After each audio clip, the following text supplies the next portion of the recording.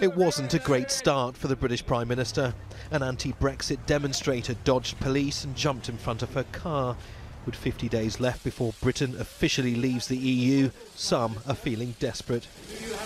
British MPs have demanded she find alternative arrangements over the border between Northern Ireland and the Republic of Ireland, something she's promised to do. We must secure legally binding changes to the withdrawal agreement to deal with the concerns that Parliament has over the backstop.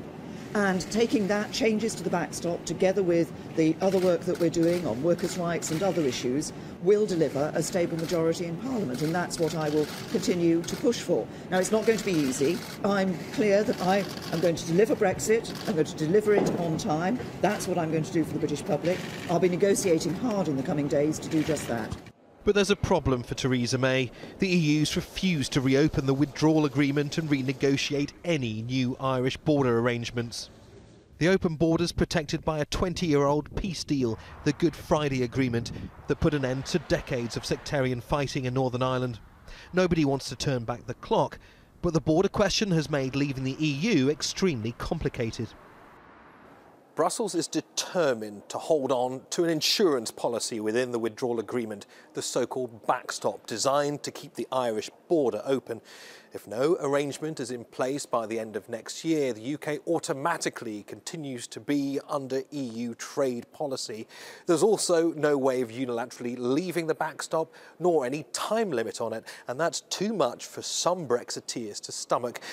The EU is, however, prepared to offer more binding political commitments to avoid ever having to use the backstop. We are open as Parliament from day one to upgrade this political declaration, to make this political declaration more binding, more precise, also on the issue of the backstop, explaining and saying very clearly that this is insurance and not more than that. But persuading British politicians to back Theresa May's Brexit plans may require more than EU promises. This is the first last-ditch attempt to finalise a deal. British and EU Brexit negotiators will meet on Monday, and Theresa May will return to Brussels at the end of the month. But finding a plan to please her party, the British Parliament and EU remains painfully out of reach. Neave, Al Jazeera, Brussels.